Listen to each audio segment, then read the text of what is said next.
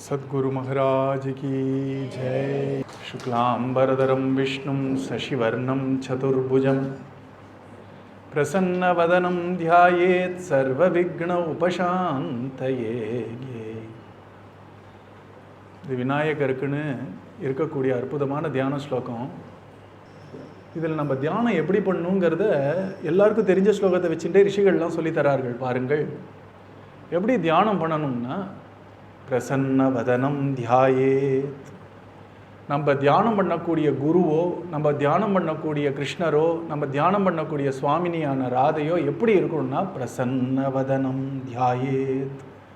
எப்படி தியானம் பண்ணணும்னா, பகவான் நம்ம மேலே ரொம்ப சந்தோஷப்பட்டு சிரிச்ச முகத்தோட கண்ணில் நிறைய கருணையை தேக்கி நம்ம மேலே பொழியறார்னு தியானம் பண்ணணும்.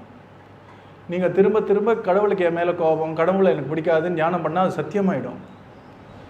நேற்றையே சொன்ன மாதிரி நம்ம எப்படி கண்ணாடியில் நம்ம முகத்தை வச்சுக்கிறோமோ அதோடைய பிரதிபிம்பம் அது அப்படி தான் பிரதிபலிக்கும். மனசில் எதிர்மறையான எண்ணங்களோட தியானம் பண்ணிங்கன்னா எதிர்மறையாகவே போயிடுவோம். ஏன்னா மனசு தானே எல்லாத்துக்கும் காரணம். அதனால பண்ணக்கூடிய தியானம் எப்படின்னா, நம்ம குருநாதர் சிரிச்ச முகத்தோட சந்தோஷமாக நம்ம மேலே சந்தோஷப்பட்டு, ஒரு அன்னை எப்படி தான் குழந்தையை அன்போடு பார்ப்பாளோ, பாசத்தோடு பார்ப்பாளோ, அப்படி குருநாதர் என்னை காண்கிறார்.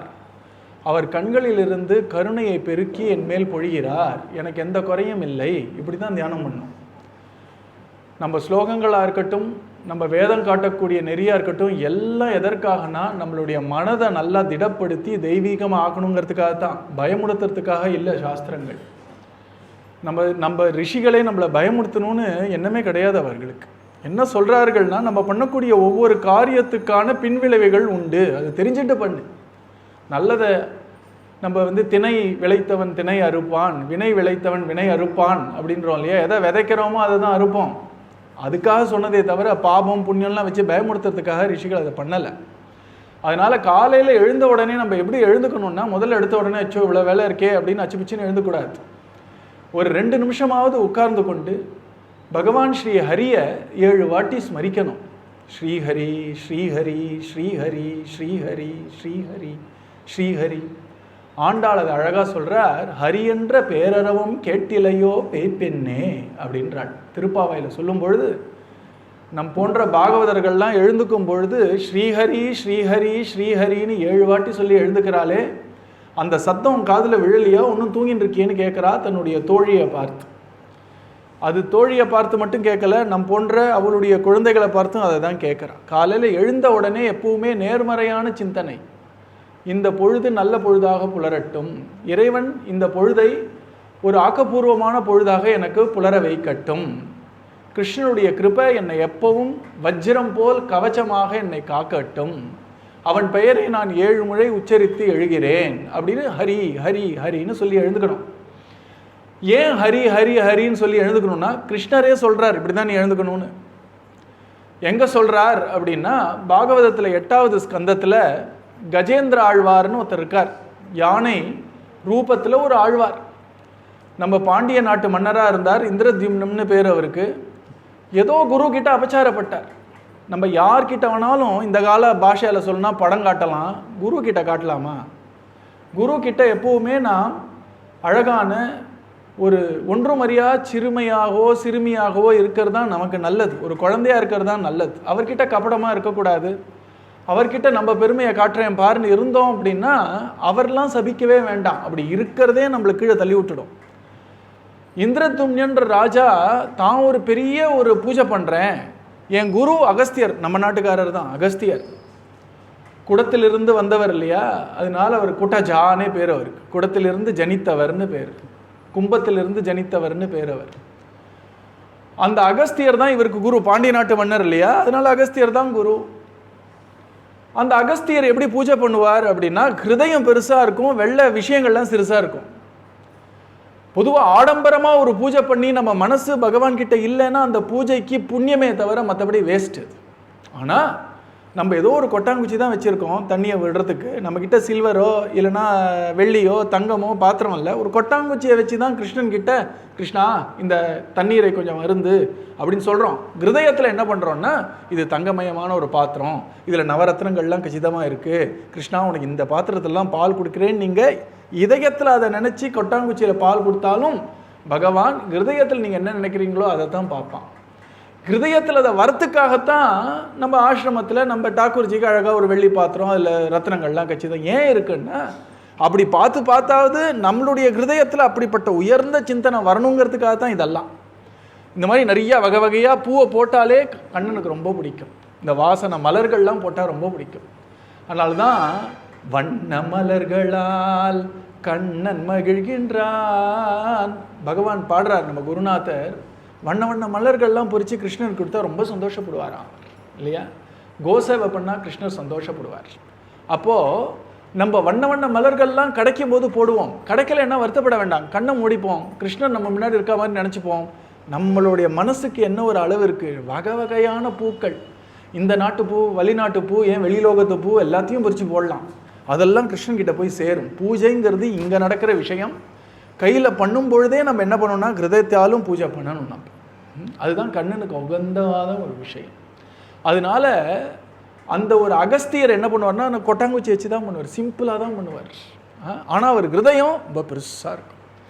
நம்ம இங்கே பக்கத்தில் திருவையாறில் தியாகராஜர் இருந்தார் இல்லையா, தியாகராஜ சுவாமிகள், அவர் என்னென்னமோ பாடுறார். பாலர கிம்பவேன்னு பாடும்பொழுது தங்கமயமான பால், அதை சீதாதேவி எடுத்துன்னு வரா, ராமருக்கு கொடுக்குறா, அந்த பாலில் சக்கரை சேர்த்துருக்கேன், என்னென்னமோ பாடுறார். ஆனால் அவர் வீட்டை போய் பார்த்தேன்னா ரொம்ப சிம்பிளாக இத்திரூண்டு ஒரு ஷெல்ஃபு மாதிரி இருக்கும், சாலப்பறன்னு பேர் இருக்குது. அந்த செல்ஃபில் இத்திரூண்டு ராமர் தான். ஆனால் அவர் ஒரு ஹிருதயத்தில் ராமபிரான் ஆஜானுபாகுவாக ஒரு ரத்ன சிம்மாசனத்தில் உட்காந்துட்டு இருக்கார். நம்ம சீதா அம்மா கையில் நல்ல பாத்திரம் நிறையா பால் எடுத்துன்னு வரா, அதை கொடுக்கறதாக மனசில் ஒரு ராஜ்யத்தை கட்டிட்டார். அப்படி நம்ம ஹிருதயத்தினாலையும் மனசுனாலையும் பண்ணுறது தான் பக்தி. நம்மக்கிட்ட பைசா இல்லையே, இவ்வளோ பண்ண முடியலாம் வருத்தமே படாதீங்க, அதை அவன் பகவான் எக்ஸ்பெக்ட் பண்ணுறதே இல்லை. இருந்தால் அப்போ பண்ணிப்போம். ஹிருதயத்தால் என்ன பண்ணுறோம் தான் பார்க்குறான். அதைத்தான் சாஸ்திரங்களில் சொல்லும்போது பாவகிராகி ஜனார்தனா அப்படின்றார். நம்ம பாவம்னா என்ன அர்த்தம்னா ஹிருதயத்தில் இருக்கக்கூடிய எண்ணங்கள், பகவான் அதை தான் கவனிக்கிறான். எந்த அளவுக்கு சொல்கிறார்கள் அப்படின்னா விஷ்ணு எங்கே இருக்கார் அப்படின்னு ஒரு கேள்வி விஷ்ணு புராணத்திலே வருது. 18 புராணங்கள் இருக்கு இல்லையா, அதில் விஷ்ணு புராணம் பாகவதம் அதெல்லாம் விஷ்ணு பக்தர்கள் கொண்டாடக்கூடிய புராணங்கள். அந்த விஷ்ணு புராணத்தில் ஒரு கேள்வி வருது, விஷ்ணு எங்கே இருக்கார்? முதல்ல ஒருத்தர் சொன்னார் விஷ்ணுனாலே எங்கேயும் நிறைந்தவன் நீக்கமரன், அதெல்லாம் இருக்கட்டும், இல்லை அப்படின்ட்டார். இருக்கார் ஆனால் இல்லை. கோவிலில் இருக்கார் ஆனால் இல்லை. வைகுண்டத்தில் இருக்கார் ஆனால் இல்லை. ஆக்சுவலாக விஷ்ணு எங்கே இருக்கார்னா உங்கள் பாவத்தில் தான் இருக்காராம். ஒரு முறை ஒரு சின்ன குழந்தை நீங்கள்லாம் பண்ணுற மாதிரி சாயங்காலம் பால் கொடுக்கும் கிருஷ்ணருக்கு, டோலோத்சவம்னு பேர். அப்போது பாட்டு பாடி தான் நம்ம எல்லாம் பண்ணுறோம், மந்திரங்களை வச்சு பண்ணுறதுன்னு ஒரு மார்க்கம். நம்ம கிருஷ்ணரை பற்றி நம்ம குருநாதர் எழுதிய அந்த கீர்த்தனங்கள் வச்சே பூஜை பண்ணுறது இன்னும் சுவையான ஒரு மார்க்கம். நம்ம நாமத்வாரில் எல்லாத்துலேயும் நம்ம ஆசிரமத்தில் குறிப்பாக பாட்டு பாடி தான் எல்லாமே நடக்கும் கிருஷ்ணருக்கு. அப்படி பாடும் பொழுது நம்ம ஒரு குழந்தை கேட்டது, நானும் சாயங்கால வேலையில் குருஜி சொல்லியிருக்காருன்னு டோலோத்சவம் பண்ணுறேன். டோலோத்சவம்னா ஊஞ்சல் ஆட்டி கண்ணனை தூங்கப்படுத்துறது. ஒரு குழந்தைய தூங்கப்படுத்தணுன்னா ஊஞ்சல் ஆட்டணும் இல்லையா? அப்படி கண்ணனை குழந்தையாக பாவித்து, அதாவது நினைத்து, அந்த குழந்தைய ஊஞ்சல் ஆட்டி அதுக்கு பால் கொடுத்து பாட்டு பாடி தூங்க வைக்கிறது. இதுதான் பக்தியுடைய ஒரு அழகு. பண்ணுறதே சௌக்கியமாக இருக்கு. அந்த குழந்தை கேட்டு குருநாதரை பார்த்து, நான் டெய்லி பால் கொடுக்குறேன், கிருஷ்ணன் குடிக்கிறானா இல்லையான்னு எனக்கு எப்படி தெரியும்னு கேட்டுச்சு. ஏன்னா பால் குறையலையே, குறைஞ்சா கொடுக்க மாட்டோமே, கொடுத்தாச்சோ கொடுத்துடாத குடிச்சிட போகிறான் அப்படி தான் தோணும் போல இருக்குது, தெரில. உடனே குருநாதர் அழகாக சொன்னார், நீ அந்த பாட்டு பாடி கிருஷ்ணனுக்கு மனசுனால கிருஷ்ணன் குடிக்கிறான்னு நீ எப்போ நினைக்கிறியோ அப்போ குடிச்சிட்டான்னு தெரிஞ்சுக்கோன்ட்டார். நம்ம என்ன நினைக்கிறோம், நம்ம மனசோட எண்ணங்கள் நம்மளோட கையில் இருக்குன்னு நினைக்கிறோம் இல்லையா? அப்படி இல்லையே. இருக்கானே அப்படி? நம்ம கோவப்பட போகணும். இப்போ நான் கோவமாக இருக்கணும்னா கோவம் வரமாட்டேங்கிறது. ஒரு 5 நிமிஷத்துக்கு கோவப்படவே கூடாதுன்னா கோவப்படாமல் இருக்க முடியல. ஒரு 2 மணி நேரம் சந்தோஷமாக இருக்கேனே அப்படின்னா சந்தோஷமாக இருக்க முடியல. ஒரு நண்பர் துக்கப்பட போகிறார், அவர்கிட்ட போய் நான் சந்தோஷ முகத்தை காட்டக்கூடாது, கொஞ்சம் துக்கமாக என்னை ஆக்கிண்டாங்க போகிறேன்னா துக்கமாக ஆக்க முடியல. நம்ம மனசுங்கிறதெல்லாம் நம்ம கையில் கிடையாது. மனசெல்லாம் அப்படிலாம் அடக்க முடியாது. மனசை கொஞ்சம் திசை திருப்ப முடியுமே தவிர அதை அடக்கலாம் முடியாது. கட்டளைக்கெல்லாம் மனசு அடங்காது. பழக்கத்தில் தான் அடக்க முடியும். கொஞ்சம் கொஞ்சமாக ஹரே ராமா சொல்ல சொல்ல சொல்ல அந்த நினைவுகள்லாம் அந்த நாமத்தோடு ஒன்றி கொஞ்சம் கொஞ்சமாக அடங்கினா உண்டே தவிர 10 நிமிஷத்துக்கு நான் எதுவுமே நினைக்க போகிறதில்ல சார் அப்படின்லாம் உட்கார முடியாது நம்மளால், இல்லையா? அதனால நம்ம ஹிருதயத்தில் நம்மளுடைய நினைவாக, நம்மளுடைய ஒரு கற்பனையாக பகவான் இந்த பாலை குடிக்கிறான் அப்படின்ற கற்பனை கூட திவ்யமான கற்பனை. இது ஏதோ நம்ம கையில் இருக்கிற கற்பனை கிடையாது, டக்குன்னு கற்பனை பண்ண முடியாது நம்மளால். எப்போல்லாம் நம்ம ஹிருதயத்தினால, இதயத்தினால, மனதினால கண்ணனுக்கு இந்த பால் அர்ப்பணிக்க ஆகிவிட்டது அப்படின்னு நினச்சி நம்ம கண்ணை மூடின்னு இருக்கோம், இல்லைனா கண்ணை திறந்துன்னே அவனை பார்க்குறோம். கண்ணன் பால் வந்தோடனே இப்படி கண்ணு நல்லா பளிச்சு, இப்போ குழந்தைக்கு சாக்லேட் கொடுத்தா எப்படி இருக்கும், கண்ணு பளிச்சுன்னு வரும் இல்லையா? இதெல்லாம் தான் பாவம். பால் எடுத்துன்னு வந்து கண்ணன் கிட்ட எடுத்துன்னு வரும்பொழுது கண்ணனுடைய கண் அப்படி விரியறது, பாலா அப்படின்னு தோன்றது அவனுக்கு. உடனே குடுன்னு கேட்குறான். உடனே கண்ணனுக்கு நம்ம பாலை கொடுக்குறோம், உடனே மடக்குன்னு குடிக்கிறான். வெள்ளை மீசை வேற அவனுக்கு இங்கே வருது. இதெல்லாம் நீங்கள் மனசில் சிந்தனை பண்ணி பாலை நீங்கள் அப்படி படைச்சேல்னா, அம்ச பண்ணியர்கள்னா கண்ணன் அதை ஏற்றுன்ட்டான்னு அர்த்தம். மனசில் இந்த சிந்தனை இல்லாமல் இப்படி நீட்டிட்டு திருப்பி வச்சோம் அப்படின்னா கண்ணன் ஏற்றுண்டானா இல்லையான்னு தெரியல. அதுக்கப்புறம் அவன் இஷ்டம், ஏதோ நம்ம கையில் இல்லை. அவன் எடுத்துட்டாலும் எடுத்துக்கலாம், பிடிங்கியும் குடிக்கலாம், ஆனால் நமக்கு திருப்தியாக இருக்காது. அதனால பாவம்னு சொல்லக்கூடியது ஹிருதயத்தில் தான் உங்கள் பக்தி இருக்கே தவிர வெளி விஷயங்களில் ஓர் அளவுக்கு தான் பக்தி. ஆரம்ப நிலையில் எல்லாம் வெள்ளை பண்ணி தான் ஆகணும். ஒரு குழந்தைக்கு கணிதம் சொல்ல ஆரம்பிக்கும் பொழுது முதல்ல எடுத்த உடனே மனசில் 2 நினச்சிக்கோ, இன்னொரு 2 நினச்சிக்கோ, 2ஐயும் கூட்டுன்னா அவ்வளோதான் அது, இல்லையா? அதுக்கு என்ன சொல்லணும்? வலது கையில் 2 வை, 2 விரலை நீட்டு, இடது கையில் 2 விரல் நீட்டு, இப்போ கவுண்ட் பண்ணு, 1 2 3 4, பத்தியா 2 சேர்த்தா 4 அப்படின்னு சொல்லித்தரோம். அதுக்கப்புறம் என்ன சொல்கிறோம்? ஒரு கையை நீ 2 நீட்டு, மனசில் நீ 2 வச்சுக்கோ, 3 4ன்னு என்ன அப்படின்னு சொல்கிறோம் இல்லையா? இப்போ 2 கையை நீட்டலை, ஏற்கனவே 2 மனசில் இருக்குது, இன்னொரு 2 கையில் வச்சுக்கோ, 3 4ன்னு கூட்டு, 2 2 எவ்வளோ 4. அதுக்கப்புறம் அடுத்தபடி மனசிலேயே நீ 4 விரலை வச்சுக்கோ, ஒன்றா கூட்டிகிட்டு போ, எவ்வளோ வருது சொல்லு 4. இப்படி போக போக போக ஒரு 2ஆம் கிளாஸ் 3ஆம் கிளாஸ் 2 2 எவ்வளோன்னா கை நீட்ட வேண்டாம், மனசு நீட்ட வேண்டாம், பட்டுன்னு 4ன்னு வருதோன்னா. அந்த மாதிரி பக்தியும் படிப்படியாக தான் போகணும். நம்ம பண்ணக்கூடிய நாம சங்கீர்த்தனம்ன்ற பக்தி, இந்த ஹரே ராமான்ற பக்தி முதல்ல 2 கை நீட்டி கூட்டுற மாதிரி வாய் விட்டு தான் நாம சொல்லணும். முதல்ல எடுத்த உடனே நான் தியானம் பண்ணுறேன்னு உட்காரக்கூடாது. உட்காந்தோன்னா அதெல்லாம் பண்ண முடியாது. முதல்ல எடுத்த உடனே முதுநிலை கல்வியை கற்க முடியுமா? முதல்ல எடுத்த உடனே அக்காக்கிலாம் படிச்சுட்டு தானே அங்கே போகணும். அந்த மாதிரி முதல்ல எடுத்தோடனே அவசரப்படக்கூடாது. வாய் விட்டு தான் நாமும் சொல்லணும், வாய் விட்டு தான் பிரார்த்தனை பண்ணணும், வாய் விட்டு தான் எல்லாம் பண்ணணும். ஆரம்ப நிலையில் அப்படி தான் பண்ணி ஆகணும். போக போக நம்ம வாய் விட்டு சொல்கிறத நிறுத்தக்கூடாது, அது நின்று போகணும். நமக்கு மனசில் தானாக நாமா வரும்பொழுது அப்பப்போ வாய் அசையும், அப்பப்போ வாய் அசையாது. அது தானாக சித்திக்க வேண்டிய விஷயமே தவிர நம்ம அதை ஜபர்தஸ்தியாக வாய் விட்டு சொல்ல போகிறதில்ல, மனசால் ட்ரை பண்ணுறேன் பார் அப்படின்னா இருக்கிறதும் போயிடும். அதனால ஸ்டெப்பாக போகணும். பக்திங்கிறது ஒரு அருமையான மார்க்கம், அவசரப்படக்கூடாது. முக்கியமாக ஆன்மீகம் நம்ம தெரிஞ்சுக்க வேண்டிய விஷயம் என்னன்னா, ராமகிருஷ்ண பரமஹம்சர்னு ஒரு மகாத்மா, சாக்ஷாத் விஷ்ணுவோட அவதாரம்னு எல்லாராலையும் கொண்டாடப்படக்கூடியவர். அவர் 12 வருஷம் அழுதார், பகவானை பார்க்கணும். அதுக்கப்புறம் தான் அவருக்கு ஆன்மீக விழிப்புணர்வே ஏற்பட்டதுன்னு அவர் கதை. அவருக்கே அந்த நிலைன்னா, ஒருத்தர் எங்கள் ஆசிரமத்துக்கு வாருங்கள், 1 வாரத்தில் உங்களுக்கு ஆத்மாவை காட்டுறேன்னா அவங்க ஆற்று அரிசி மாவை தான் காட்ட முடியும். அதனால் இந்த மாதிரி குறுக்கு வழியில் போகிறவங்களுடைய ஒரு தரமும் தெரியறது, குறுக்கு வழி காட்டுறேன்னு சொல்லக்கூடிய சில பேருடைய தரமும் தெரியறது. இதுக்கு குறுக்கு வழியே கிடையாது. ஆன்மீகத்தில் முன்னேறணும்னா கஷ்டப்பட்டு தான் முன்னேறணும். இட்ஸ் அ லாங் ஜேர்னி, இது நீண்ட பயணம். யாரோ ஒரு இடத்துக்கு போன உடனே எனக்கு இறைவன் தெரிஞ்சான்னா அது சரி கிடையாது, ஏதோ சம்திங் ராங். அப்படிலாம் நடக்காது. நம்ம மெதுவாக தான் பண்ணி ஆகணும். ஆனால் நம்ம சொல்லக்கூடிய மார்க்கம் இனிமையான மார்க்கமாக இருக்கிறதுனால அது நீண்ட பயணமாக இருந்தாலும் நமக்கு அது பாரமாக இல்லை, இல்லையா? ஒருத்தர் அழகான ஒரு கார் ஜம்முன்னு இருக்குது, கார்லேயே அழகான பாடல்களை கேட்டுட்டு போகிறோம், நம்ம பக்தி துதி பாடல்கள் கேட்டுன்னு போகிறோம். ரோடும் ரொம்ப ஜிம்முன்னு இருக்குது, சுற்றி பார்த்தா சோலைகளாக இருக்குது, அங்கங்கே நிறைய கோவில்கள் தெரியறது, வெளில பார்த்தா கிளி கொஞ்சிறது, குயில் கூவுறது. இப்படி நம்ம ஒரு பாதையில் போகும்பொழுது இந்த பாதையில் போகிறதே பாரமாக இருக்குது. சில சமயம் என்ன தோணுன்னா, அடடா நம்ம அடைய வேண்டிய இலக்கு வந்து விட்டதேன்னு தோணும் அப்பப்போ. இல்லை, இந்த பயணமே ரொம்ப சௌக்கியமாக இருக்கே அப்படின்னு சொல்கிறோம் இல்லையா? பக்தி அப்படிப்பட்ட ஒரு பயணம். அதனால அவசரமே பட வேண்டாம், மெதுவாக பண்ணுவோம். அந்த பக்தியில் நிச்சயமாக பலன் உண்டு. பகவான் சொல்கிறான், யாரும் வழுக்கி விட்டதும் கிடையாது, யாரும் விழுந்ததும் கிடையாதுன்ற. இங்கே சறுக்கலும் கிடையாது, விழுவலும் கிடையாது. நாஸ்கலேன் ந பதேதிக அப்படின்றான் பகவான். நீ ஒரு வாட்டி நாமா சொன்னால் கூட என் கவனத்துக்கு ஆளாயிட்ட, நீ இனிமேல் நான் உன்னை கவனிச்சுட்டு இருக்கேன். கவலைப்படாத, முடிஞ்ச போதெல்லாம் நீ உன் நாக்கால் சொல்ல முடிஞ்சதை சொல்லின்று, உன் மனசை மாற்ற வேண்டிய வேலையை நான் பார்த்துக்கிறேன்றான் பகவான் இல்லையா. அதனால நம்ம பண்ண வேண்டிய விஷயம் எல்லாம் நேர்மறையான சிந்தனைகள்.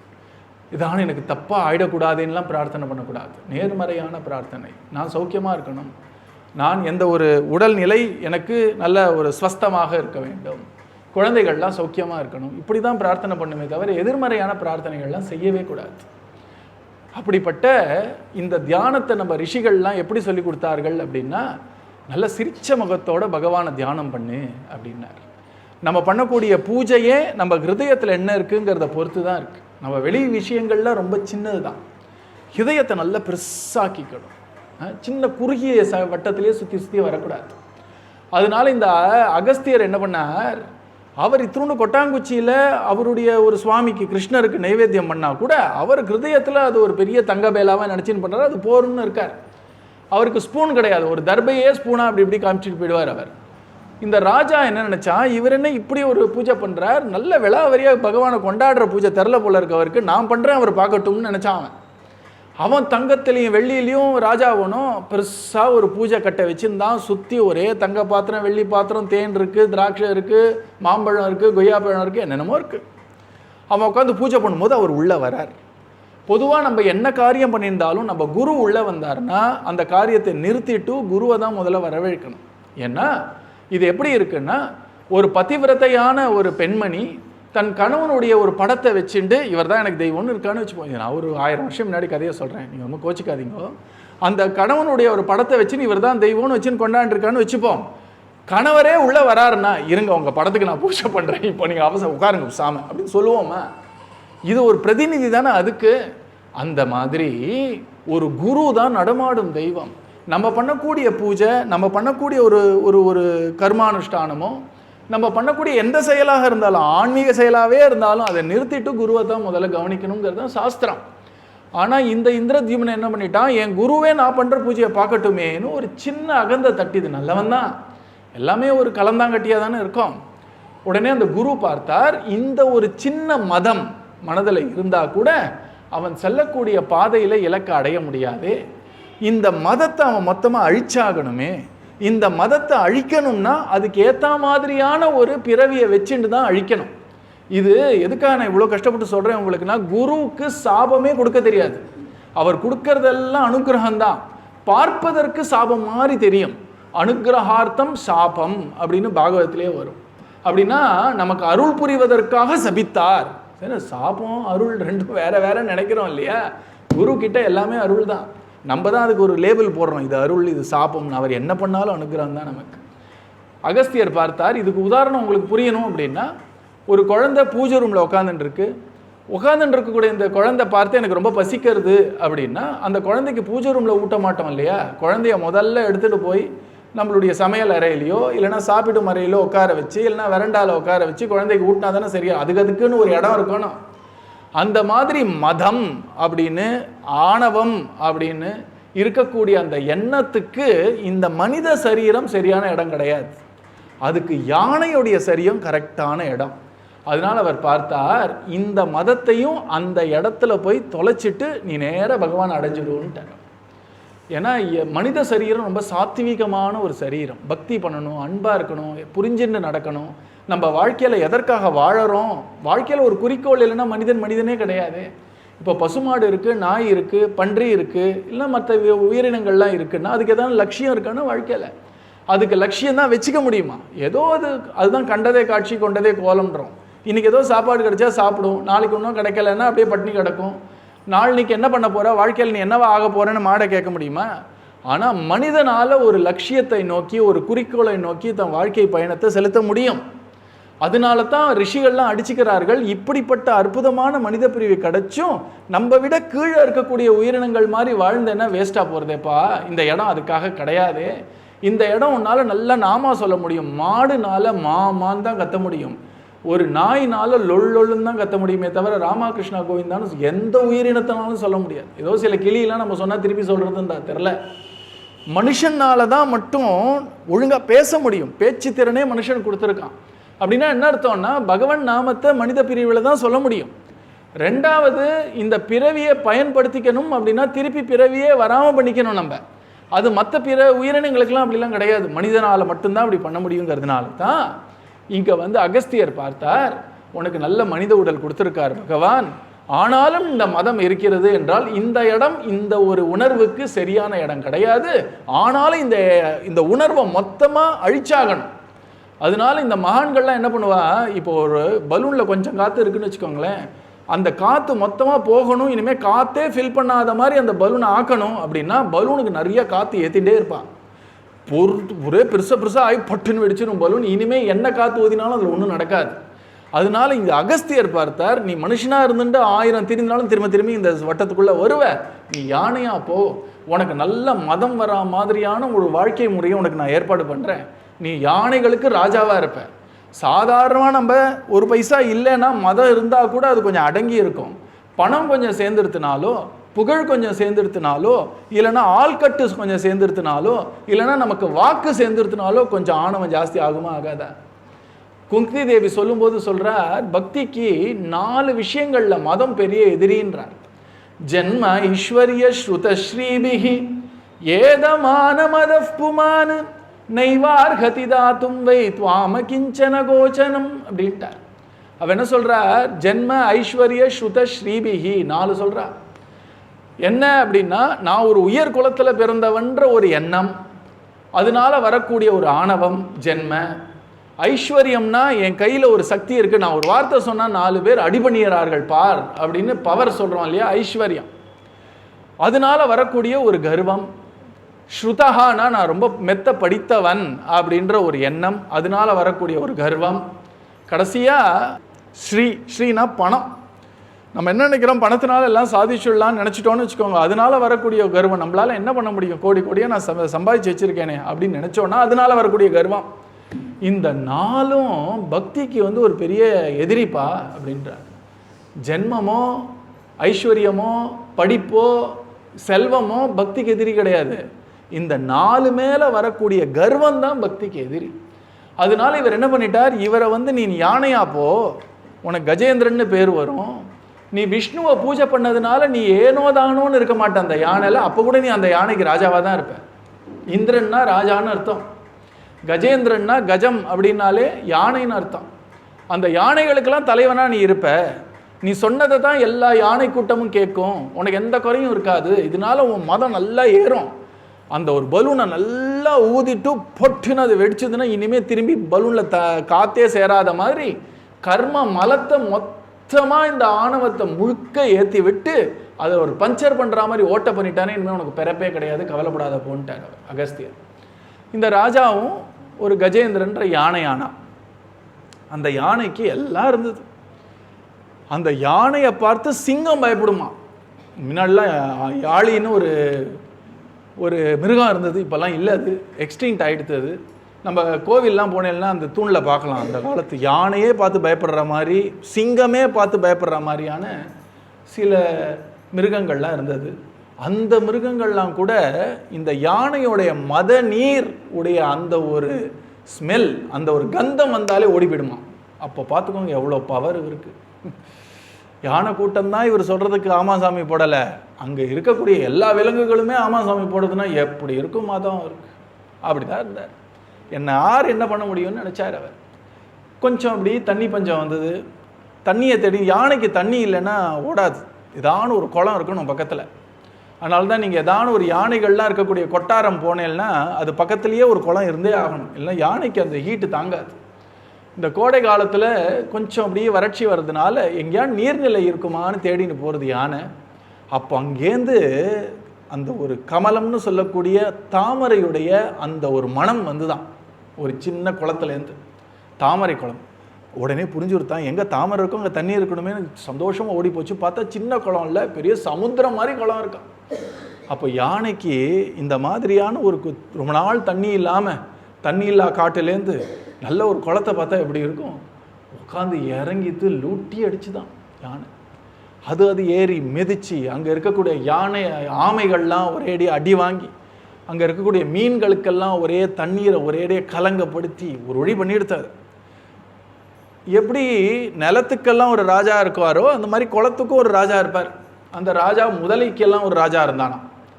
அந்த முதலைக்கிட்ட போய் இதெல்லாம் போய் சொல்லித்தான் ஏதோ ஒரு பெரிய ஒரு கூட்டம், யானை கூட்டம் வந்து, அச்சோ நம்ம அமைதி பூங்காவாக இருந்த குளத்தை வந்து குளறுபடி பண்ணி எடுத்து அலங்கோலம் பண்ணி எடுத்து நீங்கள் தான் காப்பாற்றணும். இப்போ ரொம்ப அழகாக பாகவதம் சொல்கிறது, இந்த இந்த முதலைக்கு என்ன தெரியும், யார் ராஜா யானைன்னு தெரியுமா? முதல்ல எட்டி கூட பார்க்கல, தண்ணி கடியில் தான் இருக்குது. அது சொல்கிறது கரெக்டாக போய் கஜேந்திரன் காலை பிடிச்சி தான் அந்த முதலை. ஏன் அப்படின்னா இதுதான் தெய்வத்துடைய பிரேரணை, தெய்வ சோதிதா அப்படிங்கிறது. தெய்வம் அப்படி தான் சேர்த்து வைக்கும். இந்த முதல்ல கரெக்டாக போய் இந்த யானை காலை பிடிச்சிது. இந்த யானை முதல்ல ஏதோ கொசுக்கடி மாதிரி இருந்தது, நல்ல பலசாலியான யானை அது. இந்த முதல்ல இப்படி பிடிச்ச உடனே இப்படி உதறித்தான். அது சின்ன விஷயம் பார்த்தா உதற இந்த முதல்ல ஒன்று நல்லா கடிக்க ஆரம்பிச்சிடுது. கொஞ்சம் கொஞ்சமாக ரத்தம் கசிய ஆரம்பிச்சிடுது. இந்த யானைக்கு இப்போ கொஞ்சம் கொஞ்சமாக பலம் குறையிறது தெரியறது. பொதுவாக ஒருத்தர் நல்ல ஒரு பவரில் இருக்கார், ஐஸ்வர்யத்தில் இருக்காருன்னா தனக்கு ஒரு கஷ்டம்னா வெளில சொன்னோன்னா தான் செல்வாக்கு குறைஞ்சி போயிடும்னு அதை மறைக்க தான் பார்ப்பார். எந்த அளவுக்கு மறைக்க பார்ப்பார்னா தன்னுடைய ரொம்ப அணுக்கமாக இருக்கக்கூடிய குடும்பத்துக்கிட்ட கூட சொல்லாமல் அதை சமாளிச்சிடணும்னு தான் பார்ப்பார். ஒரு கடன் தொல்லையே ஒருத்தருக்கு வருதுன்னு வச்சுப்போம், நல்லா வாழ்ந்தவருக்கு. முதல்ல எடுத்த உடனே போய் 10 பேர்கிட்ட சொல்லுவாள் எனக்கு கடன் தொல்லை இருக்குன்னு, அதை முதல்ல மறைக்க தான் பார்ப்பார். மறைச்சிது, அது காலை கடிச்சிது. உடனே வெள்ளை யாரும் சொல்ல, கொஞ்சம் வெள்ளை இரு நான் வரேன் அப்படின்னார். இவர் இப்படி எப்படியான இந்த நிலத்தில் போயிட்டோன்னா துவம்சம் பண்ணிடலாம் இந்த முதலையான்னு நிலம் பக்கம் போகலான்னு போனால் இந்த முதல்ல தான் வாழை ஆட்டி ஆட்டி ஒன்றும் இழுக்கிறது உள்ள. இந்த யானை 2 அடி நிலம் பக்கம் போச்சுன்னா 3 அடி உள்ளே போகிறது. உள்ளே போக போக ஆழம் வேறு. கொஞ்சம் கொஞ்சமாக கணுக்கால் மேலே இருக்கக்கூடிய கால் தொந்தி வரைக்கும் போச்சு, கொஞ்சம் கொஞ்சமாக மேலே போயிட்டே இருக்குது, தும்பிக்கை வரைக்கும் வந்துடுது, மூக்கு வரைக்கும். இது போராடி பார்த்தது, தன்னால் முடியலன்னு உடனே தன்னுடைய குழந்தைகளை மட்டும் தனியாக கூப்பிட்டு, இங்கே ஒரு முதல்ல விடமாட்டேங்கிறது, கொஞ்சம் வலிக்கிறது, நீ என்ன பண்ணு, என்னை தும்பிக்கையால் இழு, நிலத்தில் போயிட்டோன்னா எல்லாரும் சேர்ந்து அதை ஒரு வழி பண்ணிடலாம். உடனே இந்த குழந்தைகள்லாம் மட்டும் விளையாடுற மாதிரி தான் அப்பாவை இழுத்து பார்த்துது. குழந்தைங்கள் இழுக்க இழுக்க இதோட பலம் குறையணுமோன்னு இந்த முதலைக்கு இன்னும் பலம் ஜாஸ்தியாக போயிட்டு இருக்கு. குழந்தைகளால் பண்ண முடியல. தன்னுடைய மனைவியை கூப்பிட்டு பார்த்தார், அந்த ராணியாலையும் ஒன்றும் பண்ண முடியல. தனக்கு ரொம்ப விசுவாசமாக இருக்கக்கூடிய ஒரு 10 யானையை வச்சு இழுத்து பார்த்தார், அவளாலையும் முடியல. கொஞ்சம் கொஞ்சமாக எல்லாருக்கும் போயிடுத்து மெசேஜ். அவளுக்குள்ள ஒரு வாட்ஸ்அப் இருக்கும் வேணும், அந்த குரூப்புக்கு போயிடுத்து மெசேஜ், நம்ம ராஜா பிரச்சனையில் இருக்கார். என்ன பிரச்சனை? ஏதோ ஒரு முதலை பிடிச்சிருத்தான். முதல்ல பிடிச்சதா எல்லாம் விட்டுது, குடுகுடுன்னு வெளில ஓடி போயிடுச்சு. நம்ம ராஜாவையே ஒரு முதலை பிடிச்சதுன்னா அந்த முதல்ல பிடிச்சிருக்கு. அந்த மாதிரி எவ்வளோ முதல்ல இருக்குமோ. நம்ம ராஜா பெரிய வீரன்பா, அவர் எப்படியோ வெளில வந்துடுவார், நம்மளாலாம் அப்படிலாம் சண்டை போட முடியாதுன்னு எல்லாம் வெளில போயிடுச்சு. வெளில போய் கொஞ்சம் நேரம் எல்லாம் அழுதுது, கொஞ்சம் நேரம் சப்போர்ட் கொடுத்து எங்கள் ராஜாக்கு ஜெய், அவர் வீர சூர பராக்கிரம ராஜான்லாம் சொல்லி பார்த்துது. கொஞ்சம் கொஞ்சமாக ராஜா முழுகிறார்னு பார்த்த உடனே அதுக்குள்ளே அடுத்த எலெக்ஷன் பண்ணிடுது, இன்னொரு ராஜாவை தெரிஞ்சுட்டு எல்லாம் கிளம்பி போயிடுச்சு. இப்போ இந்த யானை தனியாக இருக்குது இந்த குளத்தில்.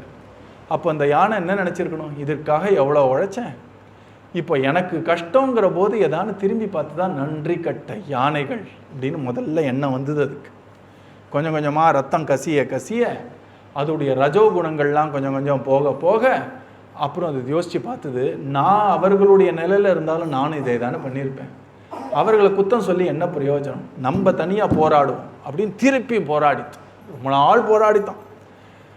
போராட என்ன ஒரு ஆச்சரியம்னா, ஒன்று அவ்வளோ போராட்டம் பண்ணி தான் சக்தியெல்லாம் இழந்து இந்த யானை கிளம்பி போயிருக்கணும் மொத்தமாக மூழ்கி, அதுவும் போல இந்த முதலையாவது இனிமேல் அதுவும் வாய் மாட்டின்னு இருக்கு. அதாவது இது தேராது போல இருக்குன்னு வேற யானையை பிடிக்கலாம், வேற மீனை சாப்பிடலான்னு அதுவும் விடலை, அதுவும் இறந்து போல, நானும் இறந்து போல, இந்த சண்டை இவ்வளோ நாளாக ஓடின்னு இருக்கே அப்படின்னு நினைக்கும் போது தான் புரியறது, இந்த மரணம் அப்படிங்கிறது என் கையிலையோ அது கையிலையோ இல்லை, இறைவன் ஒருத்த மேலே இருக்கான், அவன் கையில் தான் இருக்குது. நான் ஏன் இதை உட்காந்துட்டு போராடின்னு இருக்கேன், இந்த இறைவனை நான் சரணாகதி பண்ணி அவனுடைய கிருபையை சம்பாதிச்சு போகணும்னு தோணித்தான். தம்னால் முடிஞ்சதெல்லாம் பண்ணி எல்லாம் தோல்வியுறியும் போது தான் நமக்கு ஒன்று ஞாபகம் வரும், நமக்கும் மேலே ஒருத்தன் இருக்கான் போல இருக்கே, அவனை கேட்டு பார்ப்போன்னு தோணும் இல்லையா? அப்படித்தான் இந்த யானைக்கு தோணி, அப்போதான் அது நினச்சிது, யாரை பார்த்தால் மரணமும் பயப்படுமோ அப்படிப்பட்ட ஒரு சர்வேஸ்வரனை நான் சரணடைகிறேன், அந்த ஆதி மூலத்தை சரணடைகிறேன்னு அழகான ஒரு ஸ்துதி பண்ணுறது. பண்ண உடனே அந்த ஸ்துதி ரொம்ப ஆச்சரியமான ஒரு ஸ்துதி. அந்த ஸ்துதியை கேட்டு முடித்து 28 ஸ்லோகங்கள் அந்த ஸ்துதியில். அந்த ஸ்துதியை கேட்டு முடித்த உடனே பகவான் கருட வாகனத்தில் வந்தான். எங்கும் நிறைந்த பகவான் கஜேந்திரனுக்காக அங்கே ஆவிர் பவிச்சான், அங்கே தோன்றினான்கள். ஏதோ வீட்டிலேருந்து வந்தான் அங்கேருந்து வந்தான்லாம் சொல்ல பாகவதம். ஜெகன்னிவாசனாக இருக்கக்கூடிய பகவான் அப்படி தோன்றினானாம் அங்கே கருட வாகனனோட தோன்றி அவன் தலையில் கை வச்சு, கஜேந்திரன் தலையில் கை வச்சு தன் சக்கராயுதத்தினால அந்த முதலையை சம்ஹாரம் பண்ணான். பார்த்தா கஜேந்திரன் டக்குன்னு விஷ்ணுவோடைய ஒரு தூதனாக, விஷ்ணு பார்ஷதனாக மாறிவிட்டான். இந்த முதலைக்கிட்டேருந்து ஒரு கந்தர்வன் வெளில வந்தான். கந்தர்வனா நல்லா பாடக்கூடியவர்கள். இங்கே நல்லா பாடுறவர்கள்லாம் பார்த்தா கந்தர்வர்கள் மாதிரி பாடுறார்கள்னு சொல்கிறோம். பொதுவாக நம்ம தமிழ்லேயே ரொம்ப பாகவத விஷயங்கள்லாம் நமக்கே தெரியாமல் சொல்கிறோம். ஒருத்தர் ரொம்ப நல்லா பாடினா என்ன சொல்லுவோம்? ஓஹோன்னு பாடினார் சார் அப்படின்னு சொல்கிறோம் இல்லையா? ஏன்னா கந்தர்வர்களே 2 பேர் இருக்கலாம்.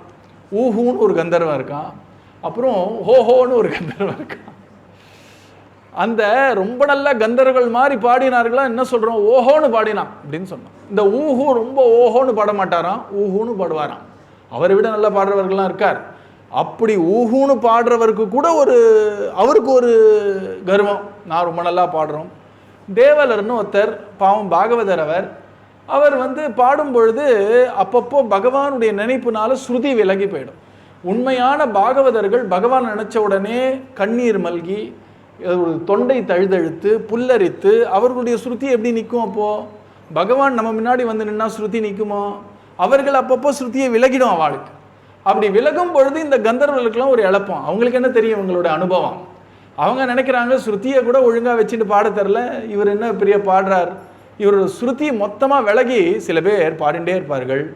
திடீர்னு ஒரு பாம்புனா அப்படிமோ இல்லையா, அந்த மாதிரி ஒரு நல்லா பாடிட்டு இருக்கும்போது கால்லேருந்து இழுத்தோன்னா ஒரு ஸ்ருதி எப்படிலாம் போகிறதுன்னு விளையாட்டு அவனுக்கு. தண்ணி அடியிலேருந்தே மூச்சை பிடிச்சின்னு வந்தான். இவர் பாடிண்டே இருக்கார், கிருஷ்ணா ராமா கோவிந்த நாராயணான்னு பாடுறார். இவன் காலை பிடிச்சி இழுத்தோடனே நாராயணா அப்படின்னாராம். உடனே ஒரே சிரிப்பு கை கொட்டினான். அவர் நினச்சார், அப்பா நீ முதலையோன்னு நினச்சேன் அப்படின்னார். அவர் ஒன்றும் சபிக்கலை. உன்னை பார்த்தா முதலைன்னு நினச்சேன், கீழேந்து இழுத்தியேன். அவர் அப்படி சொன்னதே இவன் முதலையாக போயிட்டான்.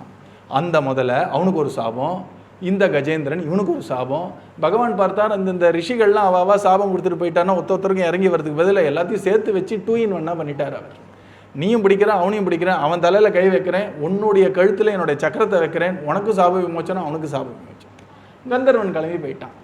இதுதான் கார்த்தால நம்ம ஸ்மரிக்க வேண்டிய விஷயம். இதுக்காக தான் இந்த கதையை சொன்னேன்.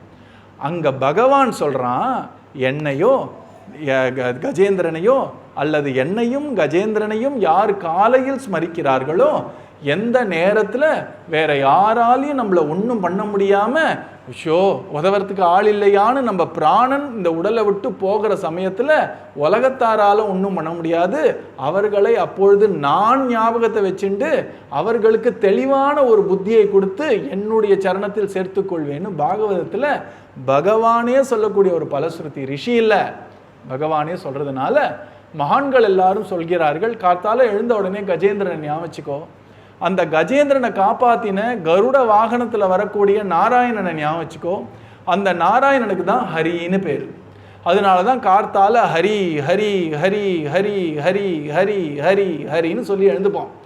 ஏன் 7 வாட்டி சொல்கிறோன்னா, உலகங்கள் 7, நம்மளுடைய ஒரு உடம்புல 7 லேயர் இருக்குது. 7 தகடுகள் போட்டது தான் நம்மளுடைய உடம்பு. வெள்ளை தோல்லேருந்து ஆரம்பித்து உள்ளே இருக்கக்கூடிய மஜ்ஜை வரைக்கும் 7 இருக்குது திரவியங்கள். அதனால 7 வாட்டி ஹரின்னு சொன்னால் நம்ம புனிதமாகும். அதனால கார்த்தால எழுந்து நம்ம பண்ண வேண்டியது என்ன? பாகவத தர்மத்தில் இருக்கக்கூடிய நாம் அப்படின்னா ஹரியை 7 வாட்டி ஸ்மரிக்கும். ரொம்ப சுலபம் தானே. இதுக்கு என்ன ரொம்ப சமஸ்கிருதம் தெரியணுமா, இல்லைன்னா புலமையோட தமிழ் தெரியணும்? வேண்டாமே. கஜேந்திரனை தெரியும், நாராயணனை தெரியும், கருடாழ்வாரை தெரியும், சக்கரத்தாழ்வாரை தெரியும். அத்தனை பேரையும் கார்த்தால எழுந்த உடனே ஹரின்னு சொல்லி ஸ்மரித்தோன்னா பகவான் சொல்கிறான், எந்த நேரத்தில் அந்த தருணத்தில் வேற யாராலையும் ஒன்றும் பண்ண முடியாது.